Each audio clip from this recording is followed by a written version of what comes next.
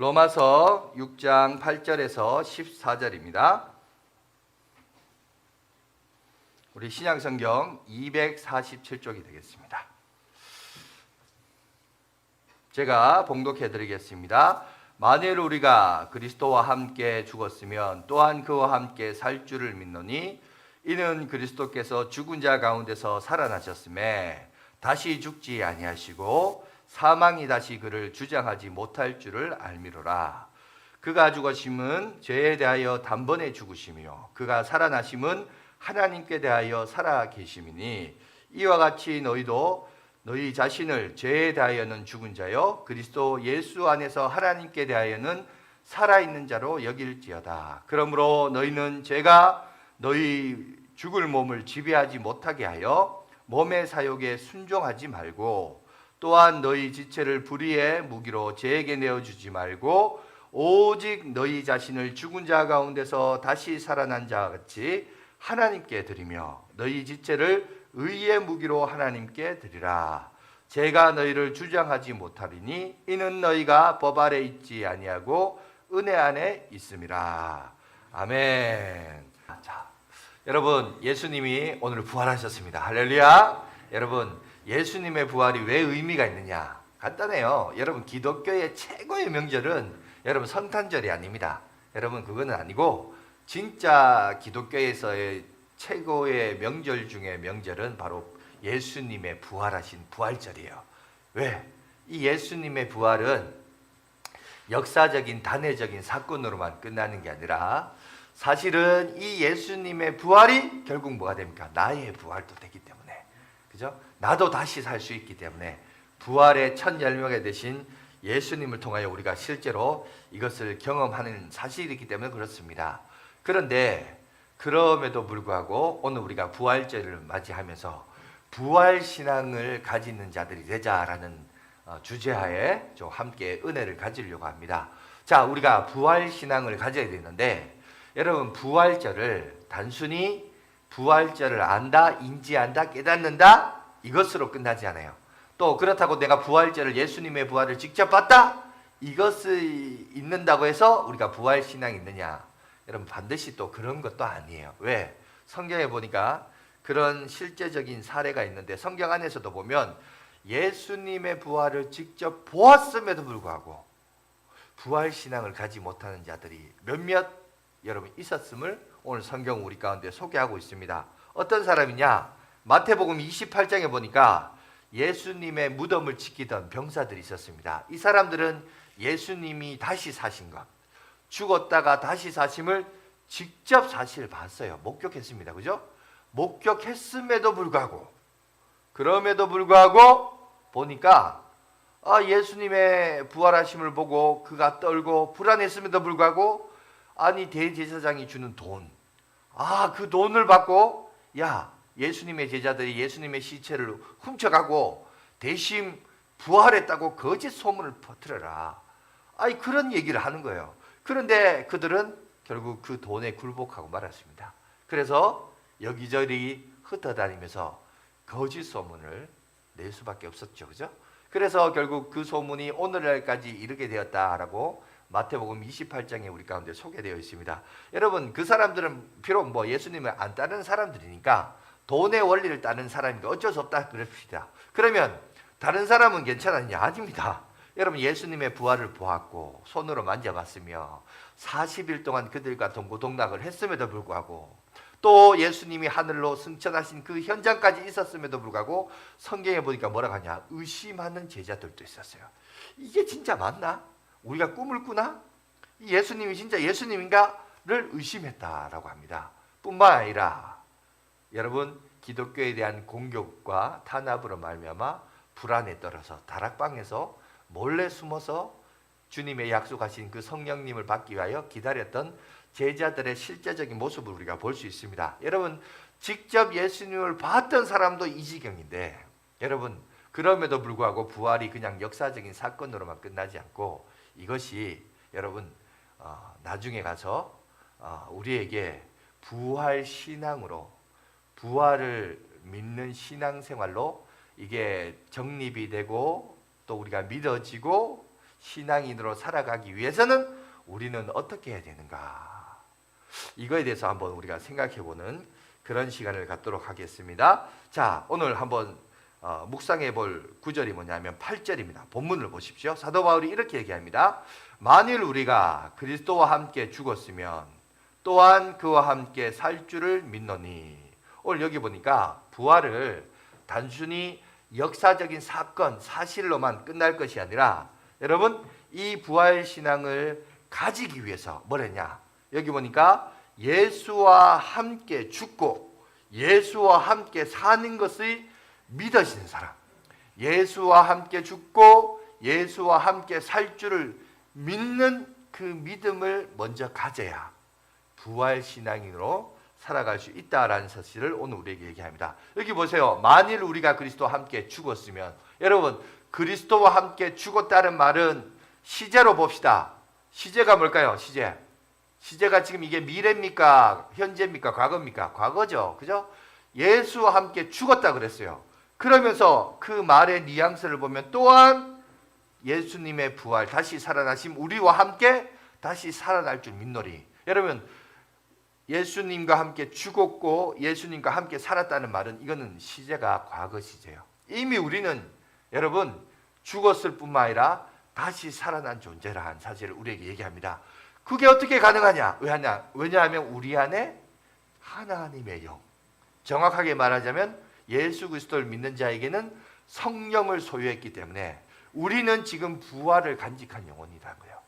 이런 부활에 함께 하시는 영이 있는 자에게는 실제로 예수님이 장차 우리 가운데 다시 오실 때 우리 죽을 몸도 다시 살 뿐만 아니라 여러분 지금 우리도 온전한 부활로 다시 살 줄을 우리가 믿기 때문에 무엇보다도 부활 신앙을 가진 자는 어떤 태도가 중요하냐? 8절에 보니까 예수와 함께 죽고 예수와 함께 살 줄을 믿는 믿음의 태도가 무엇보다 중요하다라는 사실입니다. 그 얘기를 오늘 우리에게 한 거예요. 요거를 여러분 로마서 8장 11절에 어떻게 말하면 이렇게 말합니다.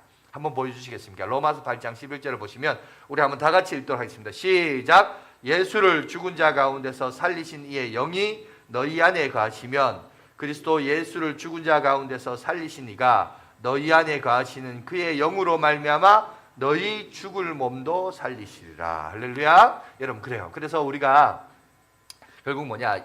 하나님의 영, 성령을 소유함으로 그 성령의 내주하심과 이끄심과 충만함으로 우리가 여러분 이미 죽었고 또 이제 그 영으로 더불어서 이미 부활의 산소망 가운데 거하는 인생이 되었다라는 사실을 오늘 우리 가운데 얘기하고 있습니다. 그러면서 본문 9절 10절 보세요. 이는 그리스도께서 죽은 자 가운데서 살아나셨음에 다시 죽지 아니하시고 사망이 다시 그를 주장하지 못할 줄을 알미로라. 그가 죽으심은 죄에 대하여 단번에 죽으시며 그가 살아계심은 하나님께 대하여 살아계심이니 라고 말하고 있어요. 오늘 여기 보면 예수님의 부활과 관련해서 네 가지를 언급해요. 자, 뭘 얘기하나? 첫 번째 보시면 죽은 사람들 가운데서 다시 살아나셨다. 그죠? 그리고 다시는 죽지 않는다. 그 다음에 우리 10절에 보니까 죄에 대하여 단번에 죽으셨고 하나님을 위하여는 산자가 되었다. 이 얘기를 오늘 우리에게 얘기하고 있습니다. 그러면서 이제 11절 보세요. 11절에 이렇게 합니다. 이와 같이 너희도 너희 자신을 죄에 대하여는 죽은 자요 그리스도 예수 안에서 하나님께 대하여는 살아있는 자로 여길지어라. 여러분 예수님도 그러할진데 11절에 예수님의 부활의 사건에 대해서 네 가지 요소를 언급을 하면서 11절에 이제 이 예수님의 사건을 우리에게 대입을 시킵니다. 우리도 역시 부활의 경험자로서 부활 신앙을 가진 자의 삶의 두 번째 원리가 있어요. 그 두 번째 원리가 뭐냐? 바로 죄에 대하여는 죽고, 그죠? 오늘 다시 한번 보여주시겠어요? 성경 구절 보면 죄에 대하여는 죽고 그리스도 예수 안에서 어떻게 해요? 하나님께 대하여는, 말은 이제 이렇게 하나님께 대하여는 이랬는데 우리가 문맥상 어떻게 하냐면 하나님을 위하여는 이렇게 됩니다. 하나님을 위하여는 우리가 뭐 한다? 살아있는 자로 여길지어다. 그러니까 우리가 이 세상을 사는데 왜 사느냐? 예수 믿는 성도들은 왜 사느냐? 왜 사냐면 죄에 대해서는 죽고 하나님을 위하여 살기 때문에, 하나님을 영화롭게 하기 위하여 하나님께 영광 돌리기 위하여 우리가 살아간다는 거예요. 믿습니까? 부활 신앙을 가진 자의 두 번째 원리는 이겁니다. 여러분, 우리는 죄의 육신의 소욕에 대해서는 죽는 존재예요. 죽은 존재예요. 하지만 우리의 성령의 내주하심을 통하여 우리는 이제 그럼 앞으로 뭘 위해 사느냐? 우리는 나의 성공과 부귀와 잘 먹고 잘 살기 위해서 사는 게 아니에요. 그거는 세상적인 가치고, 우리가 앞으로 사는 것은 바로 그겁니다. 하나님을 위하여, 하나님 앞에 영광 돌리기 위하여. 아멘입니까? 여러분, 그것을 위하여 우리가 살아가게 되었다. 이것이 부활신앙을 가진 자의 두 번째 가지는 특징 중에 하나라는 사실을 오늘 우리 가운데 얘기하고 있습니다. 그러면서 여러분 보시기 바랍니다. 12절 13절 보세요. 그러므로 너희는 죄가 너희 죽은 몸을 지배하지 못하게 하여 몸의 사욕을 순종하지 말고, 또한 너희 지체를 불의의 무기로 죄에게 내어주지 말고, 오직 너희 자신을 죽은 자 가운데서 다시 살아난 자 같이 하나님께 드리며 너희 지체를 의의 무기로 하나님께 드리라 라고 얘기하고 있습니다. 근데 여기 자세히 보시면 두 가지 대칭되는 개념이 나와요. 두 가지 상반된 내용이 여기 나옵니다. 뭐가 나오냐? 첫 번째, 여기 보니까 몸의 사육이라는 단어가 나옵니다. 그죠? 그 다음에 불의의 무기라는 단어가 나오죠. 몸의 사역과 불의의 무기가 나오고, 또 하나는 뭐냐? 부활과 의의 무기가 오늘 여기 우리 가운데 소개되어 있는 것을 보게 됩니다. 그러면서 여기 주어가 뭐죠? 주어. 자, 12절 13절에 드러나는 주어는 바로 죄입니다. 죄에 대해서 언급해요. 죄는 이 죄가 너희 죽을 몸을 지배하고, 14절에 보니까 이 죄가 너희를 주장하지 못하게끔 하라, 이렇게 얘기하고 있거든요. 그러니까 여러분, 우리가 보시면 이 세상을 살아갈 때 우리가 예수 그리스도를 믿고 우리 안에 성령이 내주하심을 통하여 성령의 충만한 가운데 하나님께 영광 돌리는 인생이에요. 그런데 우리의 실상도 봐야 돼요. 어떤 실상? 여러분 보세요. 예배를 드리는데 집중력이 떨어져. 그죠? 집중력이 떨어져서 스마트폰도 막 보고 있고, 그죠? 말씀도 잘 안 들리고, 또 딴 생각도 막 하고, 그리고 예배 드리고 싶은 마음도, 사실 예수 믿는다고 여러분 다 하나님 사랑하고 그러지 않아요. 그죠? 한 번씩 우리의 몸에 이 사욕이 있습니다. 불의의 이 도구가 우리 안에 사실 있어요. 그죠? 그래서 이것들 때문에 말씀대로 순종하고 주의 영광 위에 살기로 노력하는 그런 마음도 있지만 우리의 육신의 소욕도 사실 같이 있어요.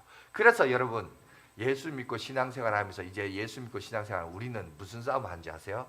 우리가 영적인 싸움을 하는데, 이 영적인 싸움은 총과 칼로 우크라이나와 러시아의 전쟁처럼 그렇게 싸우는 게 아니고요. 그런 전쟁도 있지만 사실은 신앙인에서 말하는 싸움은 바로 여러분, 전쟁은 뭐냐면, 지난주 얘기했죠. 그 전쟁터는 어디다? 여러분, 우크라이나 같은 그런 나라 지명이 아니라 사실은 우리 마음, 이 마음이 전쟁터예요. 우리의 생각을 지키고 우리의 이 마음을 지키는 싸움. 이 마음을 지켜야 되는데, 이 마음을 지키는 것을 잃어버리면, 뺏겨버리면, 이 마음 뺏기면 뭐 뺏긴다? 다 잃어버린 거예요. 마음이 뺏기니까 이 예배에 감격이 없는 거예요. 마음이 뺏기니까 여러분, 이 자리에 나와도 억지로 나오는 겁니다. 그러니 결국 무엇을 지키라? 무엇을 지킬 만한 것 중에 더욱 내 마음을 지키라. 왜 이 얘기를 하느냐? 이 마음이 이미 뺏겨버려서 그래요. 마음이 뺏기니 이 자리에 앉아도 감격도 없고, 드려도 드린 것 같지도 않고, 그죠? 딴 생각하고 이럴 수 있는 겁니다. 그러니 여러분, 오늘 무슨 싸움에서 이겨라? 이 마음과의 영적인 전쟁에서 싸움에서 우리가 이겨야 돼요. 여기서 지면 안 돼요.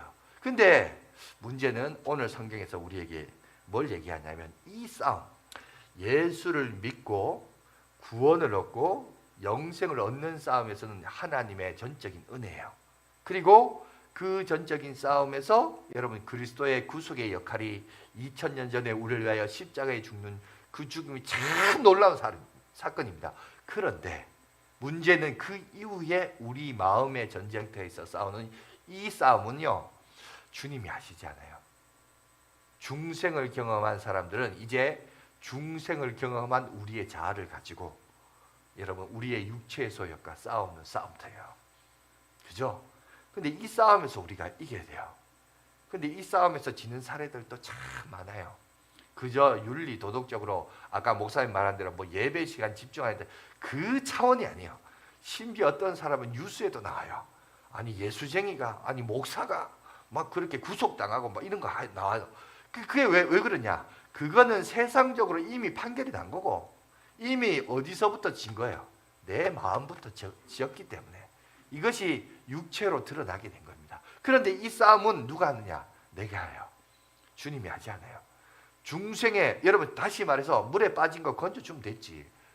다음 뭐 보따리까지 내놔라 이렇게 얘기하는 거는 여러분 그거는 좀 잘못된 거예요. 잘못된 신앙입니다. 여러분 이제 구원의 은총을 경험했으면 이제 천국의 상급을 향하여 내가 수고하고 내가 노력하고 그 상을 향하여 다른 박질하며 나가야 되는 태도와 자세가 우리 가운데 있어야 됩니다. 그런데 그런 게 없으면 참 그 싸움에서 우리가, 그런데 문제는 이렇게 자꾸 얘기하면 또 다른 한편은 우리가 부담스러워요. 왜? 이걸 내가 잘해야 되는데 혹시 못하면 어떡하지? 혹시 내 실패하면 어떡하지? 여러분 그런 마음이 생길 수 있잖아요. 그런데 참 놀라운 사실은 뭐냐면 여기에 또 다른 하나님의 은혜가 있습니다. 여러분 본문 14절 한번 볼까요? 마지막 결론인데 이렇게 우리에게 얘기합니다. 14절 보십시오. 우리 다 같이 읽겠습니다. 시작. 제가 너희를 주장하지 못하리니 이는 너희가 법 아래 있지 아니하고 은혜 안에 있음이라. 여러분 오늘 여기 보니까 뭘 얘기하냐면 우리가 믿음의 싸움을 하고 거룩한 영적인 싸움을 하는데 이 싸움은 누가 한다? 주님이 하신 게 아니라 사실은 구속의 은혜를 받은 우리가 이제 거룩한 중생의 이생을 가지고 여러분 판단력을 가지고 싸우는데 이 싸움을 하다 보면 물론 맞아요. 내가 하고 내가 힘쓰고 노력하고 분투합니다. 그런데 그러다가 실수하고 넘어질 수도 있어요. 그런데 오늘 뭐라고 얘기하냐? 14절에 보니까 걱정하지 마라 그래요. 왜? 너희는 지금 율법 아래 있는 게 아니다. 어디 아래 있다? 은혜 안에 있다라고 얘기해요. 하나님의 은혜가 우리를 여러분 함께 하시고 은혜를 베풉니다. 제가 지난주에 그 얘기했습니다. 오늘날 우리가 살고 있는 세상은 무슨 세상? 도용으로 말할 때 동그라미 세상 아니라 그랬죠. 요즘은 다 네모 세상이라고 했어요. 네모 세상. 왜 네모냐? 왜냐하면 다 스마트폰 보고 있기 때문에. 그죠? 그러니까 스마트폰 보고 있고 거기 스마트폰 속에서의 문화 속에 빠져 있다 보니까 우리가 이제 흔히 이제 네모 세상이라고 그랬는데, 그러면서 제가 예화를 준비를 했는데 그 예화를 제가 이제 여러분들하고 이렇게 아이 컨택 하면서 설교를 하다 보니까 한 번씩 제가 설교를 하다 보면 준비는 해와도 한 번씩 까먹어요. 빼먹고 지나갈 때가 있었는데 제가 그래서 지난주도 빼먹고 지나갔습니다. 뭘 빼먹었냐면 이미지가 있는데 한번 보여주세요. 우리 교단 로고가 있어요. 1960년대 만든 로고가 있는데 1960년대 만든 로고가 어떤 거냐면 동그라미예요. 동그라미는 그때 당시 뭐였습니까? 지구라 그랬죠. 지구본. 그래서 잠깐 보여주세요. 예. 거기 보면 지구가 있고 조금 보시면 상당히 이제 지구가 뭘 말하는지 아시겠죠? 전 세계를 말하고 거기다가 또 한반도 이미지도 있고 거기 또 중심에 이제 십자가가 있습니다. 저게 이제 1960년대 만든 로고인데 약간 복잡하기도 하고 조잡하기도 하고 그렇습니다. 뭐 또 테두리에는 또 영문과 함께 또 한글로 대한예수교 장로회 합동총회라고 해서 저렇게 교단 로고를 했는데 저게 이제 2000년도 들어오면서 로고가 바뀌었습니다. 로고가 동그라미에서 네모로 바뀌었어요. 네모인데 또 네모가 하나도 아니고 또 두 개가 있네요. 근데 저게 물어보니까 저거 왜 저렇게 만들었냐 보니까 저 파란색 네모는 뭐냐면 구약을 상징한답니다. 그리고 초록색 네모는 뭘까요? 그러면 예 맞습니다. 자 신약을 말해요. 그러니까 구약과 똑같아요. 뭐가 똑같냐? 세상 온 세상이란 관점은 여러분 네모라는 것은 똑같은데 문제는 뭐냐면 예수 그리스도는 구약과 신약, 다시 말해서 온 세상의 인류의 역사, 시간이 생긴 이래로부터 이 세상에 여러분 한가운데 뭐가 있죠? 십자가, 예수 그리스도의 구속의 사역이 중심이란 거죠. 예수님이 우리의 인생의 우리의 역사의 우리의 삶의 중심이 누구냐? 그게 바로 여러분 예수 그리스도라는 거예요. 그런데 우리는 저 로고도 보면 있듯이 여러분 파란색 영역에 사는 인생이 아니에요. 우리는 사도 바울이 말했던 것처럼 은혜 안에 있습니다. 은혜 아래 있기 때문에 여러분 우리가 열심히 마음의 전쟁을 하더라도 혹 우리가 어떻게 될까요? 실수할 수 있어요. 혹 죄도 지을 수 있어요.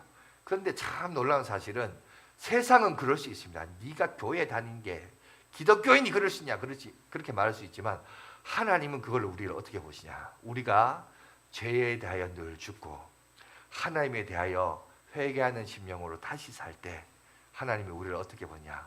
여러분, 은혜를 베풀어 주시고 존귀한 자로 여겨주시다는 거예요. 그러니까 우리가 더 이상 율법 아래 있지 않고 정죄받지 않고 여러분 하나님의 은혜 아래서 살아갈 수 있는 존재가 되었다. 이 사실을 오늘 우리 가운데 얘기하고 있다는 겁니다. 여러분, 우리 이제 세례 교육을 우리 주일학교 우리 또 세례 받으신 분들하고 같이 교육을 받았지만 거기서도 보면 구원의 서정이라는 게 나와요. 자, 소명부터 시작. 소중해신 칭수성 건령 이렇게 나와요. 소중해신 칭의까지는 예수를 믿습니다 할 때 단번에 일어나는 거고, 마지막에 영화는 우리가 죽어서 예수님이 재림할 때 이 구원이 비로소 완성되는 단계고, 그 사이에 이제 두 가지가 있어요. 그게 뭐냐? 성화, 점점점 예수님을 닮아가고 예수님의 제자로서 그죠? 예수님의 형상을 닮아가는 그 과정이 있는 반면에 또 다른 하나님의 은혜가 있어요. 그게 뭐냐? 성도의 견인이 있어요. 물론 이제 이 성도의 견인이랄 때 이 견인이라는 단어가 한자로 우리가 아는 견인차고는 좀 다른 거지만 여러분에게 이해하기 편하도록 하기 위해서 말하자면, 견인차가 사용될 때 어떻게 사용됩니까? 여러분, 견인차는 차가 어떻게 됐을 때? 고장날 때 고장난 차를 끌고 가잖아요. 여러분, 하나님께서 우리에게 각 성도들에게 주시는 목적과 비전과 방향이 있는데 하나님이 원하는 대로 못 살아요. 그러면 어떻게 해요? 야, 못 사네. 하나님이 내버려 줍니까? 아니에요. 거기 보니까 성도에 뭐가 있더라? 견인이 있어요. 하나님께서 그 인생을 불쌍하지만 고장났지만 끌고 가요. 어디로 끌고 갈까요? 고장난 차는 어디로 가요? 수리실로 가죠. 그죠? 하나님께서 그를 다시 고치는 거예요. 수리하는 거예요. 다시 세우는 거예요. 그렇게 해서 하나님의 사역을 감당할 수 있도록 인도해 주시는 은혜가 있습니다.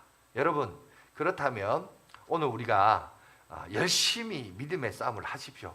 그러다가 우리가 실패할 수 있습니다. 넘어질 수 있어요. 내 생각대로 안 될 수 있어요. 그런데 좌절하지 마십시오. 왜? 우리는 율법 아래 있는 것이 아니라 어디 아래 있다? 하나님의 은혜 아래 있다. 그런데 이것을 경험하려면 어떻게 해서 경험할까요? 내가 교회 출석한다고 경험할까요? 여러분, 중직자가 되면 그게 경험이 될까요? 아닙니다. 오늘 우리 학습 세례 받았는데 세례 받으면 될까요? 아니에요. 그게 아니고 어떻게 할 때 우리가 이것이 경험되는가? 여러분, 그것은 다름이 아니라 내가 예수 그리스도를 믿음으로 말미암아 예수와 함께 죽고 예수와 함께 사는 인생, 그 부활의 여러분 신앙과 믿음을 가지고 살아갈 때 이것이 온전히 회복된다라는 사실을 오늘 우리 가운데 말씀하고 있습니다. 그래서 이것에 대하여 사도 바울이 갈라디아서 2장 20절에 이렇게 정리해서 말씀하고 있습니다. 우리 다 같이 한번 읽도록 하겠습니다. 시작. 내가 그리스도와 함께 십자가에 못 박혔나니 그런즉 이제는 내가 사는 것이 아니요 오직 내 안에 그리스도께서 사시는 것이라. 이제 내가 육체 가운데 사는 것은 나를 사랑하사 나를 위하여 자기 자신을 버리신 하나님의 아들을 믿는 믿음 안에서 사는 것이라. 아멘. 자, 여러분, 그러니까 결국 여러분 우리는 십자가에 못 박힌 인생이자 예수와 함께 죽고, 그죠? 또한 예수와 함께 살아가는 인생이 되었다는 사실, 이 사실을 잊지 마시고, 부활은 여러분 다시 말해서 예수와 함께 이미 우리는 죽었고 이미 여러분 부활을 경험한 자로서 우리 안에 성령님이 내주하세요. 그죠? 그 성령의 내주하심을 통하여 무엇을 경험합니까? 그 동행을 통해서 하나님과 더불어 동행하며 함께하는 인생. 여러분, 이것을 이제 한 단어로 임마누엘이라고 하죠. 임마누엘. 임마누엘 그 체험을 경험하면서는 저와 여러분들이 되시기를 알겠습니다. 자, 그러니까 예수와 함께 죽고 예수와 함께 다시 살아나는 그런 여러분 복된 은혜를 경험하시고, 마지막 성경 한 구절 읽고 마치도록 하겠습니다. 고린도전서 15장 20절입니다. 우리 다 같이 고린도전서 15장 20절 말씀 다 같이 읽도록 하겠습니다. 시작. 그러나 이제 그리스도께서 죽은 자 가운데서 다시 살아나사 잠자는 자들의 첫 열매가 되셨도다. 여러분 여기 보니까 첫 열매라는 단어가 나요. 왜 첫 열매일까요? 예수님이 첫 열매라는 사실은 예수님의 부활은 죽고 다시 사는 역사는 예수님에게만 적용된다는 말이 아닙니다. 이것은 곧 이제 우리에게도 똑같이 적용이 돼요. 우리도 예수를 믿으며 여러분 다시 이제 산다라는 산소망을 여러분 가지면서 예수님이 다시 사셨기 때문에 우리도 결국 다시 살 줄 믿습니다. 그 은혜 가운데 가며 영광 돌리며 살아가는 저와 여러분들이 되시길 간절히 바라겠습니다. 기도하겠습니다.